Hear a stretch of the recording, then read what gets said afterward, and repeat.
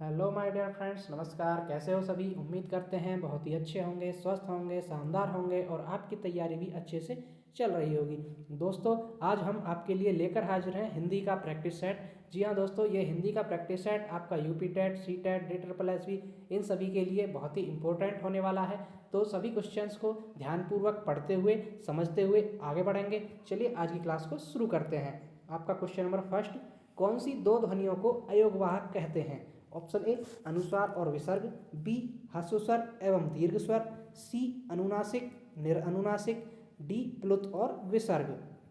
तो देखिए अयोगवाहक किसको कहते हैं? अयोगवाहक कहते हैं आपका अनुस्वार और विसर्ग को। ऑप्शन आपका ए सही होगा यहाँ पर, अनुस्वार और विसर्ग। जो आपके अंग ये आपका अनुस्वार होता है और अह जो होता है ये आपका विसर्ग होता है ना। जो अंग और अह होते हैं ये आपके अयोगवाहक कहलाते हैं। ऑप्शन आपका बिल्कुल ए सही होगा, अयोगवाहक अनुस्वार और विसर्ग होते हैं। चलिए आगे बढ़ते हैं। क्वेश्चन नंबर 2, अल्प प्राण ध्वनि कौन सी है? ऑप्शन ए ख, बी च, सी छ या डी इनमें से कोई नहीं। अब देखिए आपसे पूछा क्या? अल्प प्राण ध्वनि। तो अल्प प्राण ध्वनि कौन सी होती है? सबसे पहले आपको यही पता होना चाहिए। तो जो आपके 5 आपके वर्ग होते हैं, क च ट क च ट त और प, ये आपके 5 वर्ग होते हैं हिंदी वर्णमाला में, है ना, जिन्हें स्पर्शी व्यंजन भी कहते हैं। 5 में 5 वर्ण होते हैं। ठीक है फ्रेंड्स, तो इनका प्रत्येक वर्ग का पहला, तीसरा और 5वां वर्ण जो होता है, प्रत्येक वर्ग का पहला, तीसरा और 5वां वर्ण आपका अल्प प्राण कहलाता है। ठीक है, अब इनमें से देख लीजिए कि पहला, तीसरा या 5वां होना चाहिए कोई सा भी वर्ण। तो देखिए च जो है यहाँ पर, ऑप्शन बी जो है, च जो है ये आपका पहला ही वर्ण आ जाता है ना। क च ये आ रहा ना च, तो ये पहला ही वर्ण है, तो ये अल्प प्राण ध्वनि हो जाएगी। ऑप्शन आपका यहाँ पर बिल्कुल बी राइट हो जाएगा।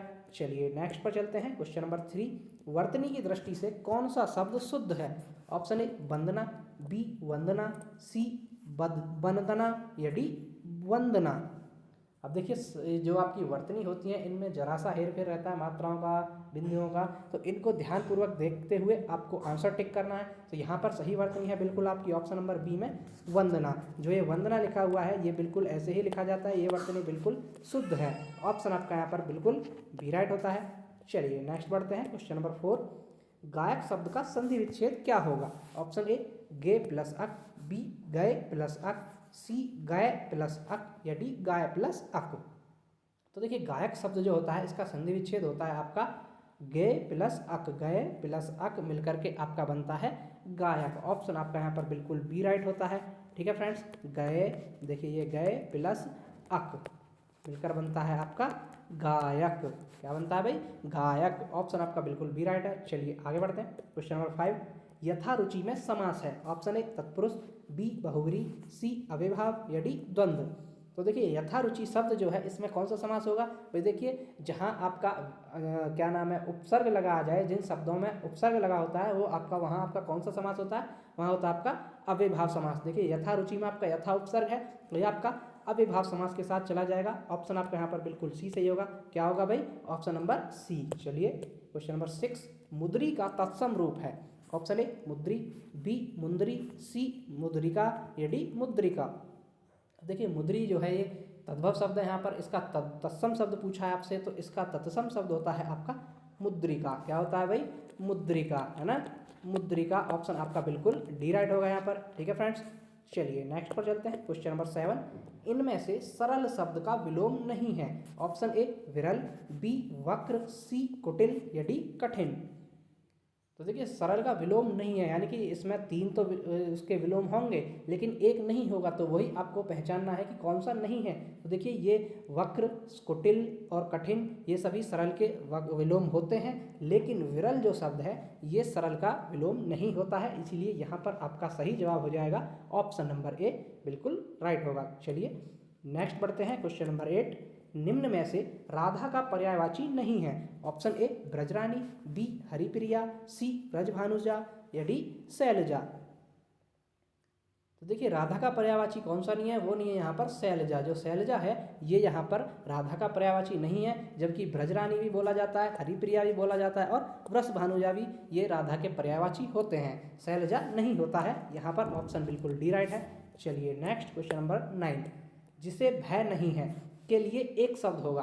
ऑप्शन ए दुराग्रह, बी निर्भय, सी निभाया या डी निर्भय। तो देखिए जिसे भय नहीं होता वो होता है बिल्कुल निर्भय, यानी कि उसे किसी चीज़ का भय नहीं है तो वो क्या होता है भाई, निर्भय। ऑप्शन यहाँ पर बिल्कुल भी राइट है। चलिए नेक्स्ट क्वेश्चन, क्वेश्चन नंबर 10, अनेकार्थी शब्द मूक के गलत विकल्प का चयन कीजिए। यानी कि जो मूक शब्द है इसका अनेकार्थी शब्द जो है वो यहाँ पर 3 तो होंगे लेकिन एक नहीं होगा, एक गलत है यहाँ पर, तो वो गलत ही छांटना आपको, वो कौन सा नहीं है। ऑप्शन ए चुप, बी विवश, सी वाचाल या डी गूंगा। अब देखिए मूक मतलब एक तरह से चुप रहने वाला, चुप बिल्कुल, तो देखिए चुप ये इसका अनेकार्थी होगा। विवश, भाई कोई विवश है, बोल नहीं पा रहा तो वो भी चुप है एक तरह से, वो भी मूक का आपका अनेकार्थी होगा। गूंगा, भाई जो गूंगा व्यक्ति है वो भी नहीं बोल पाता, वही मूक रहता है, तो ये भी होता है। लेकिन वाचाल जो होता है, वाचाल तो अत्यधिक बोलने वाला होता है, मूक थोड़ी होता है, तो अपोजिट हो जाएगा इसका। तो यहाँ पर ऑप्शन नंबर सी जो है ये वाचाल इसका गलत विकल्प है, ऑप्शन बिल्कुल सी सही है। चलिए नेक्स्ट क्वेश्चन नंबर 11, कौन सा शब्द केसर का समानार्थी शब्द नहीं है। ऑप्शन ए कदली, बी कश्मीरज, सी कुमकुम या डी जाफरान। तो देखिए केसर, कश्मीरज जो है इसको भी केसर का समानार्थी है, कुमकुम भी है और जाफरान, ये तीनों के तीनों केसर के समानार्थी होते हैं। जबकि कदली जो होता है ये केसर का समानार्थी नहीं होता। कदली क्या होता है भाई, केले को बोला जाता है, केला है ना, कदली केले का समानार्थी होता है। ऑप्शन यहाँ पर बिल्कुल ए राइट होगा। चलिए आगे बढ़ते हैं, क्वेश्चन नंबर 12, हथियार डाल देना मुहावरे का सही अर्थ बताइए। ऑप्शन ए मात्र कल्पना करते रहना, बी हथियार गिरा देना, सी हथियार उठा लेना या डी हार मान लेना।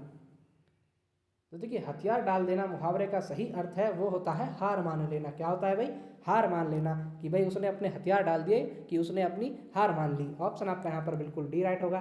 ठीक है फ्रेंड्स, चलिए नेक्स्ट बढ़ते हैं, क्वेश्चन नंबर 13, इनमें से जातिवाचक संज्ञा कौन सी है। ऑप्शन ए दुख, बी लड़का, सी सेना या डी श्याम। अब देखिए जातिवाचक संज्ञा क्या, कि वो जो आपकी किसी भी एक जाति को रिप्रेजेंट करता है, जो भी शब्द वो जातिवाचक संज्ञा होता है। ऐसी संज्ञा जो किसी जाति को रिप्रेजेंट करती है वो जातिवाचक संज्ञा होती है। तो वो कौन सी है यहाँ पर, वो है आपका लड़का। देखिए ये किसी एक स्पेसिफिक या व्यक्तिगत किसी एक ही लड़के की बात नहीं हो रही है, लड़का मतलब पूरी जाति, लड़का पूरी जाति को प्रेजेंट कर रहा है ये शब्द, तो यहाँ पर ये जातिवाचक संज्ञा के साथ चला जाएगा। देखिए दुख जो है, दुख किसके साथ जाएगा भाई, ये भाववाचक, क्योंकि यहाँ पर भाव प्रकट हो रहा है तो ये भाववाचक के साथ जाएगा। सेना, सेना किसके साथ जाएगी भाई, सेना आपकी समूहवाचक के साथ जाएगी। किसके साथ जाएगी, समूहवाचक, क्योंकि सेना समूह में रहती है, तो बहुत सारे सैनिकों को मिला करके सेना बनती है ना, सैनिकों, अधिकारियों, सेनापति, इन सभी को मिला करके सेना बनती है, तो एक समूह होता है। और जो ऑप्शन नंबर डी श्याम है ये किस में जाएगा भाई, ये जाएगा आपका व्यक्तिवाचक में। क्यों भाई, ये किसी एक स्पेसिफिक व्यक्ति का नाम है, किसी एक का ही नाम है, श्याम कोई दूसरा नहीं है, यहाँ पर किसी एक को ही बोला जा रहा है ना, तो किसी व्यक्ति विशेष या स्थान के नाम को संज्ञा कहते हैं, यही तो है। तो ये आपकी व्यक्तिवाचक संज्ञा हो जाएगी श्याम में। ऑप्शन के क्वेश्चन के अकॉर्डिंग हमारा सही जवाब था बी, ऑप्शन नंबर बी, लड़का जो है यहाँ पर जातिवाचक संज्ञा का उदाहरण है। चलिए आगे बढ़ते हैं, क्वेश्चन नंबर 14, कहार का लिंग बदलिए। ऑप्शन ए कहारिन, बी कहार, सी कहारिन या डी काहुराइन। देखिए कहार जो शब्द है ये आपका पुल्लिंग शब्द है, इसका लिंग बदलना है आपको, तो स्त्रीलिंग बताना है कहार का, तो वो होता है आपका कहारिन। ऑप्शन आपका बिल्कुल सी सही होगा। क्या होता है भाई, कहारिन। ऑप्शन आपका यहाँ पर बिल्कुल सी सही हो जाएगा। ठीक है फ्रेंड्स, चलिए नेक्स्ट पर चलते हैं, क्वेश्चन नंबर 15, दवाई शब्द का सही बहुवचन कौन सा है। ऑप्शन ए दवाइयाँ, बी दवाइयाँ, सी दवाई या डी दवाइयाँ। तो देखिए दवाई शब्द जो है इसका सही बहुवचन होता है ऑप्शन नंबर बी दवाइयाँ। भाई इसमें बड़ी ई की मात्रा नहीं आती है दवाइयाँ में, आपकी छोटी ई की मात्रा, और यहाँ पर आपका ये चंद्रबिंदी वाला आता है दवाइयाँ। ऑप्शन आपका यहाँ पर बिल्कुल बी राइट होगा। चलिए नेक्स्ट बढ़ते हैं, क्वेश्चन नंबर 17, लवकुश का भाई है, लव कुश का भाई है, इस वाक्य में कौन सा कारक है। ऑप्शन ए संप्रदान कारक, बी अधिकरण कारक, सी संबंध कारक या डी अपादान कारक। अब देखिए वाक्य को फिर से पढ़िए, लव कुश का भाई है, यानी कि उसको एक तरह से संबंध बताया जा रहा है भाई कि लव किसका भाई है, कुश का भाई है, तो आपस में संबंध हुआ। और देखिए जो कारक चिन्ह है वो भी का है, जहाँ पर का, की, के ये सभी कारक चिन्ह आते हैं, वहाँ कौन सा कारक होता है, वहाँ आपका संबंध कारक होता है। तो यहाँ पर आपका ऑप्शन नंबर बिल्कुल सी सही होगा, संबंध कारक। ठीक है फ्रेंड्स, ऑप्शन नंबर बिल्कुल सी सही है। चलिए आगे बढ़ते हैं, क्वेश्चन नंबर 17, सॉरी फ्रेंड्स ये क्वेश्चन नंबर पीछे ये 16 था, ये 17 गलत टाइप हो गया। ठीक है, इसको ध्यान रखेंगे, ये क्वेश्चन नंबर 16 था, डबल टाइप हो गया। चलिए क्वेश्चन ठीक है, मतलब सीरियल में गड़बड़ हो गई है। क्वेश्चन नंबर 17, सुरेश गीत गा रहा था, वाक्य में काल है। ऑप्शन ए अपूर्ण भूत, बी पूर्ण भूत, सी सामान्य भूत या डी आसन्न भूत। तो देखिए सुरेश गीत गा रहा था, यानी कि भूतकाल में तो है, लेकिन कैसा है भूतकाल में भी कैसा वाक्य है, गीत गा रहा था, वही गा ही रहा था, उसका गाना पूरा नहीं हुआ था, है ना, तो वो अपूर्ण भूत में जाएगा, वो पूरा नहीं हुआ था उस टाइम पर, गा ही रहा था। ऑप्शन आपका यहाँ पर बिल्कुल ए सही होगा, अपूर्ण भूत के साथ चला जाएगा ये। चलिए आगे बढ़ते हैं। क्वेश्चन नंबर 18, कुलीन शब्द में कौन सा प्रत्यय है। ऑप्शन ए ईन, बी ने, सी कुल या डी लीन। तो देखिए कुलीन शब्द जो है इसमें आपका प्रत्यय है ईन, कुल धन ईन मिलकर के आपका बनता है कुलीन, बड़ा ई और ने, ये आपका प्रत्यय हो जाएगा। ऑप्शन नंबर ए में बिल्कुल सही जवाब है। चलिए नेक्स्ट बढ़ते हैं। क्वेश्चन नंबर 19, संचारी भावों की कुल संख्या कितनी होती है, यानी हिंदी में जो संचारी भाव होते हैं वो कितने होते हैं। ऑप्शन ए 8, बी 9, सी 33 या डी 36। तो देखिए संचारी भावों की संख्या आपकी 33 होती है। कितनी होती है भाई, 33 होती है भाई। कुछ कितनी होती है भाई यहाँ पर, 33 होती है। ऑप्शन नंबर बिल्कुल सी सही होगा, संचारी भावों की संख्या 33 हो जाएगी। चलिए नेक्स्ट क्वेश्चन नंबर 20, अभ्युदय शब्द में कौन सा उपसर्ग है। ऑप्शन ए बी अब, सी अभी या डी इनमें से कोई नहीं। तो देखिए अभ्युदय शब्द में कौन सा उपसर्ग होगा, वो होगा भाई आपका, कैसे मिलकर बनता है ये, अभी प्लस उदय।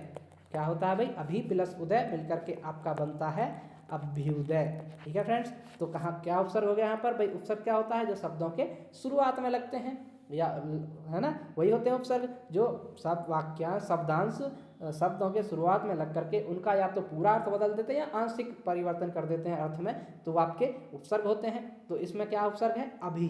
ऑप्शन नंबर सी में बिल्कुल सही जवाब है। क्या उपसर्ग हो जाएगा भाई, अभी। तो दोस्तों ये थी हमारी आज की क्लास। आपको क्लास कैसी लगी कमेंट करके जरूर बताएं।